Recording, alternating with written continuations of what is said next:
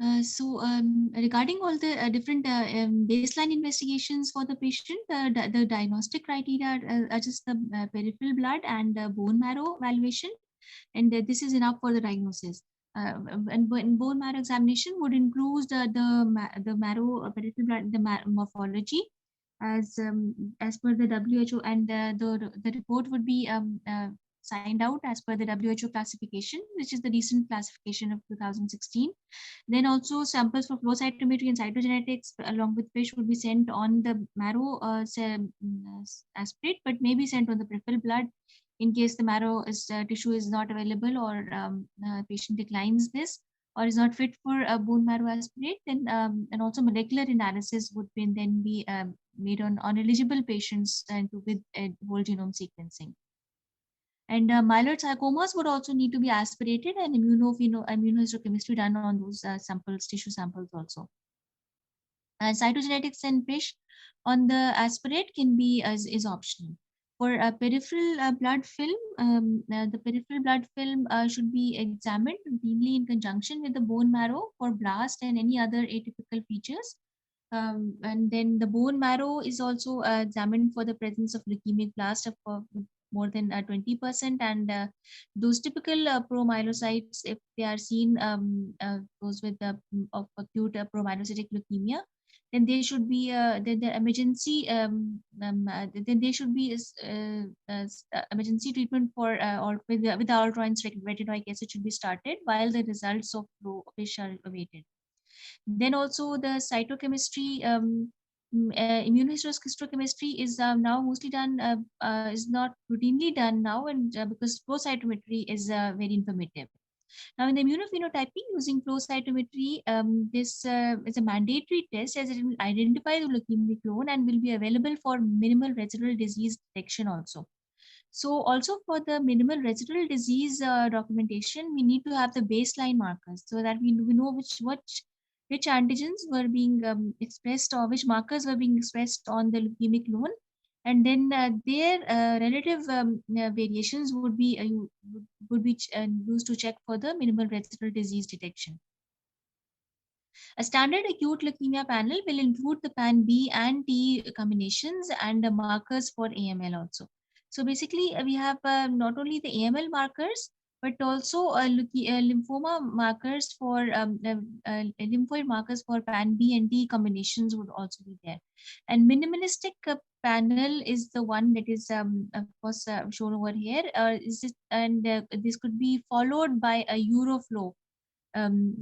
So this minimalistic panel could be followed, or a Euroflow recommended panel is. So these are the two options. You can either go for a minimalistic approach for the diagnosis or a Euroflow recommended panel. The minimalistic approach actually in this case only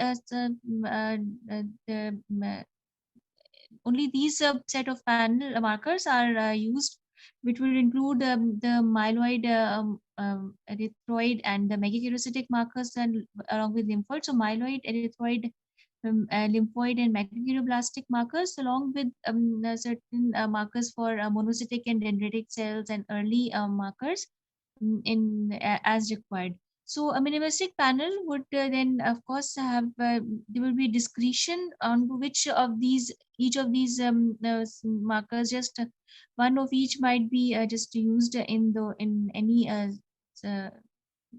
routine sample. And they mentioned that these optional markers are the CD 235A. So this erythroid marker might for AML M6, and this CD 4161 for AML M7. These are used. These are noted as being optional markers. So this erythroid and megakaryocytic lineage, this may be assessed only if the peripheral blood shows any such characteristic findings. So we mostly go for a myeloid slash lymphoid markers. So a minimalistic panel would include mostly these myeloid or lymphoid markers, the erythroid and megakaryocytic markers. That's the CD 235A, and there's a glycophorin A, and this CD 4161. They would be optional markers based on the appearance of peripheral blood film. Then monocytic dendritic cell markers and the early markers, they may be used also as per the discretion, that is CD4, 11C, CD14, and 64, which are the monocytic markers. So we have myeloid, monocytic, and lymphoid markers, and early markers for CD34 and TDT may be also used. And myeloid markers will include the CD 13, 33, 117, and CD15 HLA-DR, CD34, and cytoplasmic MPO. And for the lymphoid, of course, we have the CD2, 3, and 7, along with CD 10, 19, and 22, and 79A, along with cytoplasmic IgM. So we have markers both for the B and the T cells. So for the T and there could be markers for both the T and the B cells. And in myeloid, we have both uh, uh, the early precursor cells, the progenitors, their markers, and then those of the developing cells like 13, 33, and 117. And and then also the cytoplasmic MPO, and along with CD15 may be used also. And for monocytic markers, we have CD4, 14, 64, and 11C. So so basically we just go according to the lineage. So the panels, they show the population or the lineage markers. And the Euroflow recommended panel has an A lot tube that consists of that consists of these 7 variables. And these seven this each tube has these 7 cell panels. They would include, of course, each one of the myeloid, erythroid, lymphoid, or monocytic markers. So we have cytoplasmic CD3, CD45, and cytoplasmic MPO, along with the cytoplasmic 79A, CD34, and CD19, and CD7, and 3. So we have 3 and 7 for the T cells, and 1979A for the B cells. Then for the uh, stem cell markers, we have CD34 and CD45 also, CD34 from 45 as for leukocyte common antigen, and then cytoplasmic CD3, and for the myeloid we have this cytoplasmic MPO. So cytoplasmic CD3 and membrane surface membrane CD3, both of them are present in A lot. So we have cytoplasmic CD3 with surface CD33 and CD7 for the T markers. And for B, we have 19 and 79 name, and then CD34 and 45 along with the cytoplasmic MPO. So these are the ones in the A lot. Then for AML A1, 2, and 2, 3, 4, we have mostly this HLA-DR CD45 as the baseline markers, and then and HLA-DR CD45 and CD34 with the CD13 and 117 also being expressed. But of course, the main tube that we need to remember is this A lot, and then depending upon upon whether we have the lymphoid panel positive, then we can go or either we have this AML panel positive. If both of them are positive, we can go for a mixed phenotype. We can look up for a mixed phenotype ALL. So depending upon the A-lot performance, we'll go for the extended panels also. So the extended panel, the main panel has the A-lot, and then followed, if there are myeloid markers positive in the A-lot, we can go for AML 1, 2, 3, and 4. And if this still does not yield any we could go for the neutrophilic monocytic erythroid and cross lineage antigen. So 1, 2, 3, 4 go for neutrophilic, monocytic, and erythroid cells. So neutrophilic, monocytic, and erythroid cells are expressed for neutrophilic. Therefore, we have all these CD16 and CD13 also positive with 11B and 10. And for neutrophilic and monocytic, we have mostly CD64 and 14, along with all these other 100, 300E. And so we have neutrophilic, monocytic, and then for erythroid, we have CD 36 and 15 and 105 along with CD71. So, and then for cross lineage antigens, we have this AML-M4 that would show these nuclear TTT and CD45 along with CD38, which was a dendritic cell marker also. So then we can have CD34 and 38 and 56. Then for AML M5, M6, and 7, and the mast cell phenotypes, they are mostly for them we mostly use an extended panel,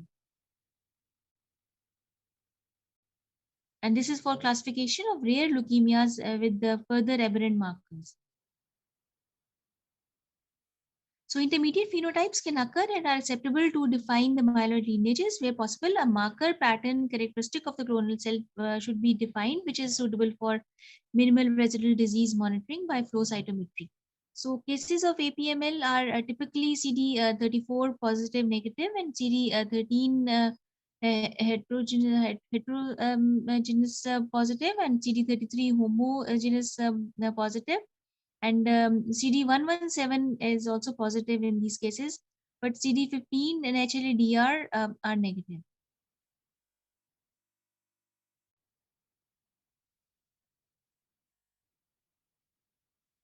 So CD13 and 33 show varying sort of pattern. That is, 13 is heterogeneous positive and CD33 is homogeneous positive. So they are positive in varying pattern for CD13, 33, and then 117 is positive. So and HLA-DR is negative in those cases with acute promyelocytic leukemia, which show a typical promyelocytic leukemia. Staining for and MPO is of course going to be strongly positive in these cases. MPO is strongly positive and HLA-DR is negative, and along with that CD13 may also show heterogeneous results along with CD33, which can show strong positivity, 3 plus positivity, and CD117 is also 1 plus. CD34 may be plus minus, and staining for nuclear PML protein can be performed, and microparticulate pattern supports the diagnosis of APML. So fish testing for a PML RARA can also be used for diagnostic purposes. So all patients should have the peripheral blood bone marrow sample sent to their designated laboratory for a baseline to guide the molecular MRD monitoring. So 30 ml of EDTA peripheral blood and 10 ml of bone marrow in heparinized culture medium. So this is the one that will be that will be used for MRD monitoring. And in EDTA blood, 30 ml of EDTA blood along with 10 ml of bone marrow aspirate in heparinized culture media. So the local SIHMDS laboratories should have provision in place to ensure that samples are directed to the relevant MRD laboratories if they do not provide this service. So cytogenetics would include a G banding and fish analysis. And G banding is, and they are usually done on bone marrow aspirate sample, although they can be taken on peripheral blood. I mean, they would of course require 30 metaphases to be evaluated.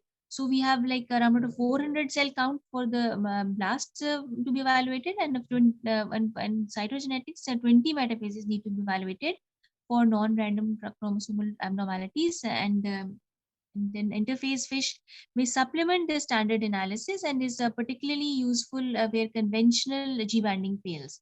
It can detect the targeted chromosomal abnormalities such as RUNX1, RUNXT1, and CBFB, MYH11, and PML RARA. So all those the recurrent cytogenetic abnormalities, including 1517 inversion 16. So we have this 1517 inversion 16 with CBFMYH11, and then translocation 821 with Runx 1P1, and also the MLL rearrangements, that is KMT2A rearrangements, and chromosome 5 or 7 abnormalities and other gene fusions as dictated by the clinical morphologies or immunophenotypic findings. So an essential is to go for G banding at least in the cytogenetics, and the fish for this three recurrent for these three recurrent cytogenetic abnormalities along with MLA rearrangements, and an extended panel for for cytogenetics would include fish for chromosome 5 or 7 anomalies or other gene fusions as dictated by the clinical morphological or immunophenotypic findings. So these are particularly important where AML with MRC is suspected. And staining for a nuclear PML protein can be performed by fluorescence microscopy. So a microparticulate pattern supports the diagnosis of APML.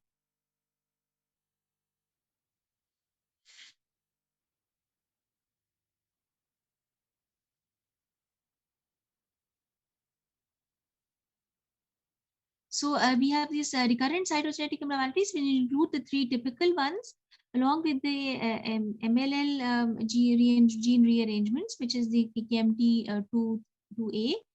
These involve translocation 911. And then also the other ones that are now increasingly being used are those for 6-9 and inversion 3. So 3-6-9, we have sort of um, cytogenetics. Apart from these three baseline, the ones that we are most familiar with now, 1517, inversion 16, and 821.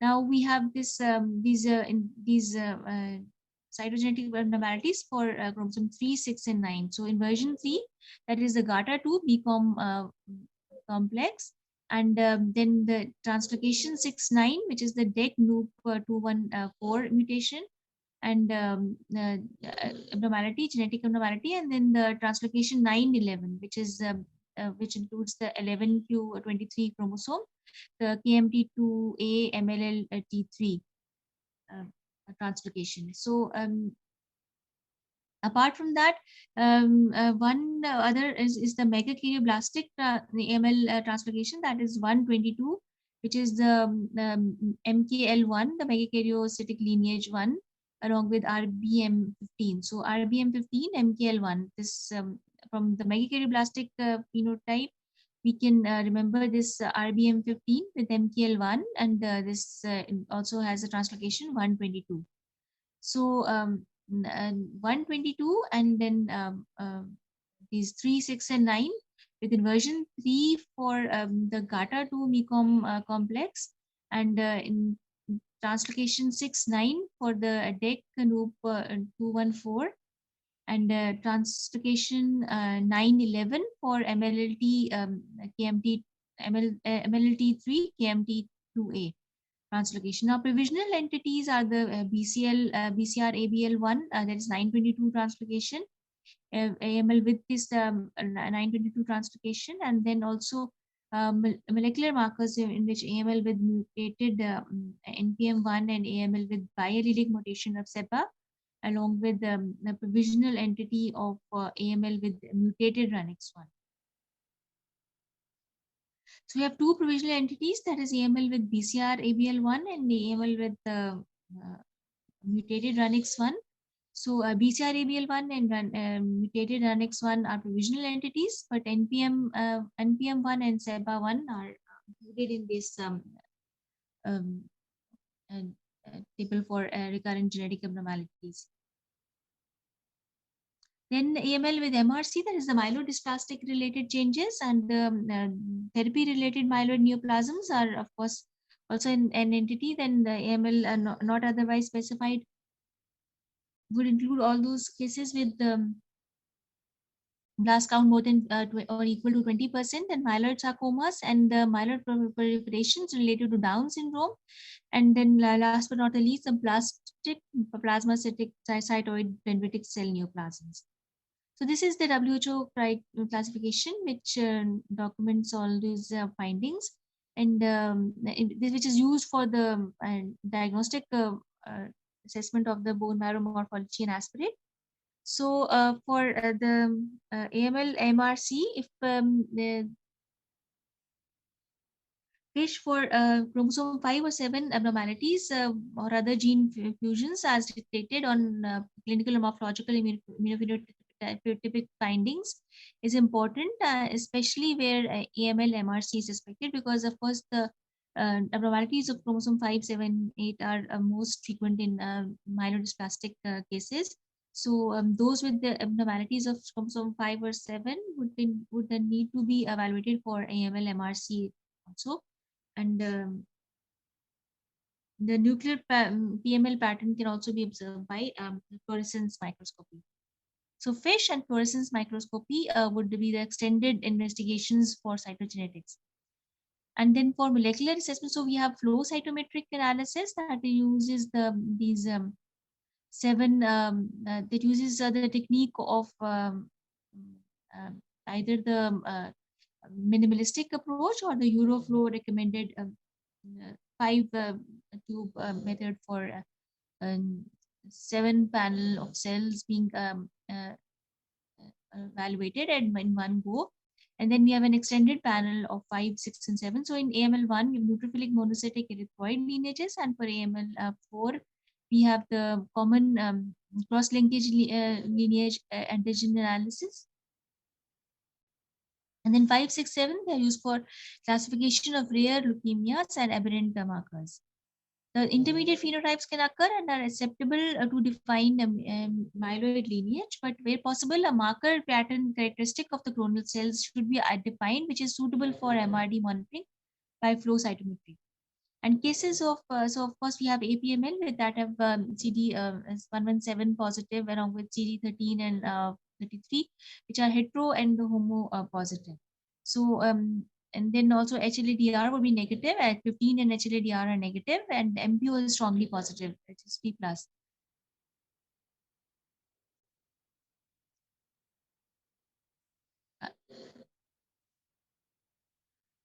The molecular analysis would include the evaluation for NPM1 and SEPA. This is the for mutations in NPM1 and biallelic mutations of SEPA. And in case of other abnormalities, you have the BCR-ABL1 and the RUNX1 abnormalities. Then FLT3 mutation analysis is not included in this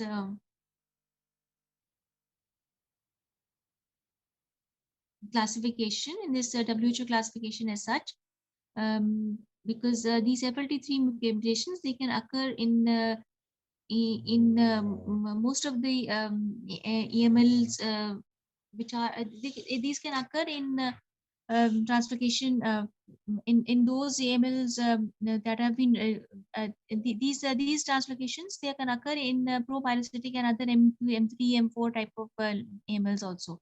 So depending on the type of mutation, their FLT3 mutations can occur, and we'll go into detail about that also later when we discuss the different molecular abnormalities. And the bone marrow define is assessed also at the baseline, and along with the morphological assessment of the aspirate, and it should be done at diagnosis and after recovery from the first chemotherapy cycle. Thereafter, it is optional dependent on the clinical need. So outcome after cycle 1 and type of AML would determine whether we need to each time go for a bone marrow define. And it is suggested that on the define, you can evaluate the histochemical markers for CD34, 117, MPO, and CD42B, along with glycophorin C and HLA-DR. And also the PAX5, CD3, 20, CDT, and CD10. An extended panel would include the CD13, 33, and 79A along with CD1516. So the AML classification, we have gone over this AML classification, which includes the AML with the recurrent cytogenetic abnormalities and myelodysplastic related changes along with therapy related neoplasms, and then AML NOS and myeloid neoplasms along with Down syndrome and plasmacytic dendritic cell neoplasms. Now, depending on the risk stratification, the risk stratification includes the well-established risk factors such as increasing age and cytogenetic findings. And the so we have first of all the patient features, which will be the age of the patient and the performance status of the patient, along with the labs of the patient, that is the WBC count at presentation, and then the type of AML, that is either de novo or versus secondary, and the other WHO classification types of AML. So depending on the age of the patient and the uh, performance status of the patient, and the um, WBC find count at and the type of AML at presentation, and then also upon the special findings of cytogenetic findings and the molecular genetics. So this guideline will briefly summarize the key cytogenetic factors and three validated molecular prognostic aberrations, such as the FLT3-ITD and NPM1 and SEPA1 mutations. So the cytogenetic abnormalities in AML at the time of diagnosis are an independent prognostic factor for adult AML with regard to complete remission and survival. And cytogenetic groups have historically been divided into three main categories: the favorable, intermediate, and adverse risk disease. So the hierarchical cytogenetic clustering has defined these three distinct groups with regard to remission rates, time to relapse, and overall survival. So the favorable group consists of the CBF leukemias, that is the A21 and inversion 16, and the disease entity in and the disease distinct disease entity of APML, that is translocation 1517. Then in general, a favorable outcome occurs in all these recurrent cytogenetic abnormality with regard to the achievement of an initial complete response and superior overall survival. There is, in contrast to the adverse risk group, comprising individuals with with the complex karyotype. In this study, they defined as more than three unrelated abnormalities.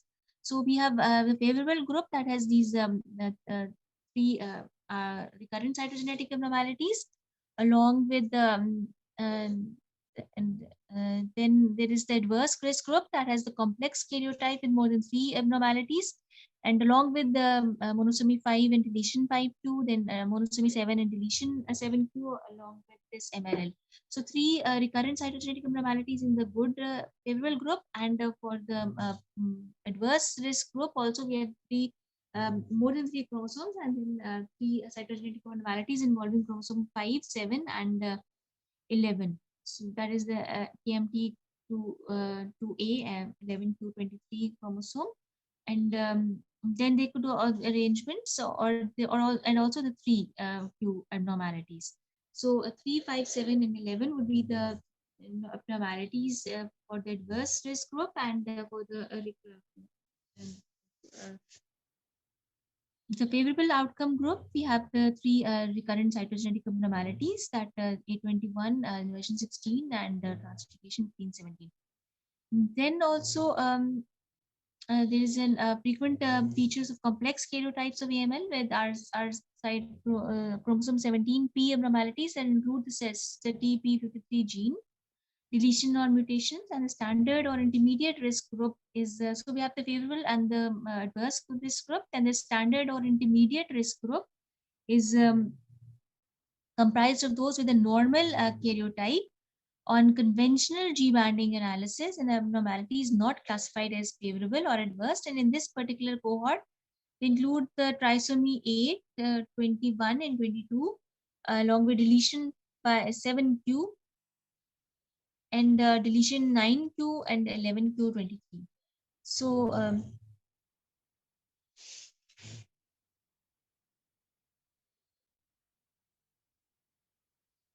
so the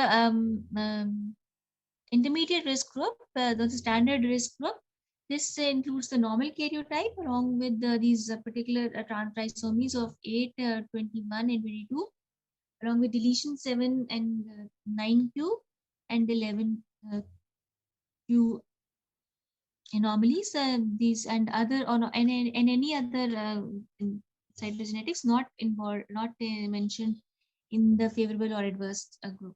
So in this miscellaneous group, we have quite a number of numerical and structural chromosomal anomalies, along with diagnostic cytogenetic findings have been as used since to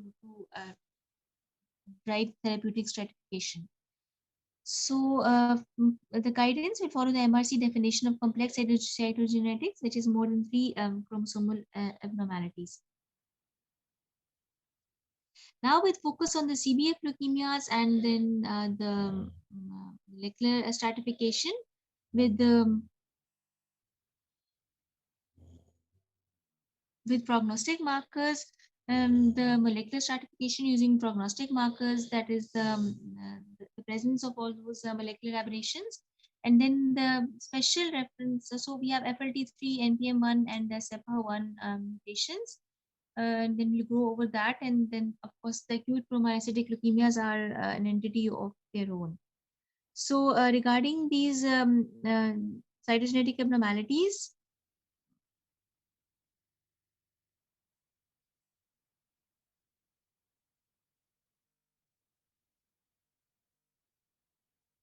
the cytogenetic risk stratification is this one which we were dealing with. The favorable are the 3 well-known entities, and then the adverse include the abnormalities of chromosome 3, that is in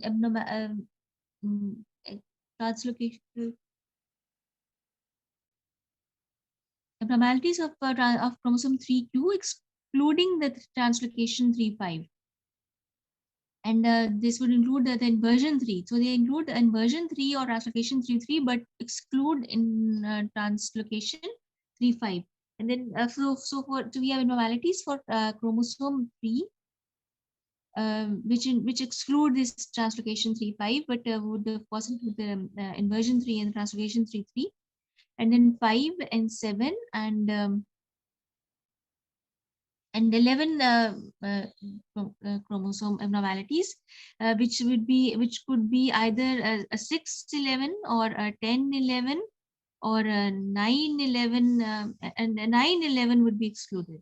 So just like in 3, we have the exclusion of translocation 3,5. So in this 11q 23 abnormalities, then we have the exclusion. Then we include the 611 and the 1011 rearrangements, but exclude the 911 and in the 1119 rearrangements. So 911 and 1119 rearrangements are excluded. Then apart from this, the 3, 5, 7 and 11, in this 922 abnormality of BCR-ABL1 is also included in adverse risk group. Along with this abnormalities of 17p that include the TP53 abnormalities. Then complex karyotype would be equal to or more than 4. That is more, especially more than 3, so that they can be 4 and more and beyond. That this will also have adverse groups. Now the molecular, so this is the cytogenetic stratification. Then the molecular classification is also in the favorable, intermediate, and adverse. And I think we have time for just a few more minutes to go over this. So in this cytogenetic abnormalities, we also have the favorable, intermediate, and the adverse. And for the molecular abnormalities, we also have the favorable, intermediate, and adverse. So in the favorable, of course, the same cytogenetic abnormalities, the same translocations along with their molecular counterparts are given. And we have inversion, the SEPA mutations with T21 and inversion 16. And mutated NPM1 without FLT3 ITD or with FLT3 ITD low. So NPN1 without or with low, so either without or with low FLT3 internal tandem duplication. So usually NPN1 is the prognosis of NPN1 is closely linked with the presence or absence of FLT3. So either FLT3 is totally absent or there is a decreased FLT3. So NPM mutated NPM1 with or without or with um, the FLT3 would be included in the favorable yeah. And then also the biallelic mutation of SEPA. So we have NPN1 and the SEPA1 biallelic mutations in the favorable group. Intermediate would include a mutated NPM1 along with the FLT3 internal tandem duplication high. So here the ITD is high along with the mutated NPM1, and then also we have wild type NPM1 without FLT3. So either we have without NPM1 mutated NPM1 without FLT3D with the or with the FLT3 ITD low, and also then if FLT3 ITD is high, then this is intermediate prognosis, and then the wild type NPM1 without FLT3 or FLT3 ITD low, but also without adverse that is genetic lesions would be included in the intermediate. So in the cytogenetics, the intermediate was kind of like the waste paper basket where all other lesions suffer. The in favorable, we just had those 3 recurrent cytogenetic abnormalities, and with adverse, we had the abnormalities for 357 classically, and also then the 11q abnormalities. So in the 357, we had excluded the translocation for 3 and 5, and then also in 11 we excluded the translocations of 911 and 1119, and then there were also translocations of chromosome so we have 357, and then also the along with 11 two abnormalities, we had the 611, the 1011, the 911, and the 1119 were excluded, and then also 17 and chromosome abnormalities that is that and also along with that complex karyotype. So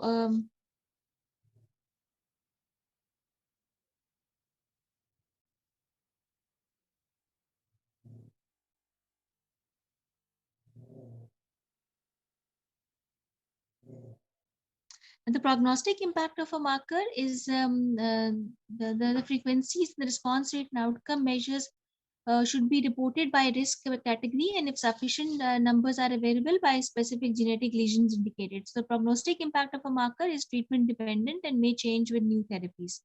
So the low allelic ratio, that is less than 0.5, and high allelic ratio, which is more than equal to 0.5, or the semi-quantitative assessment of a FLT3 ITD allelic ratio using DNA fragment analysis is determined as the ratio of the area under the curve, which is obtained under over the FLT3 ITD.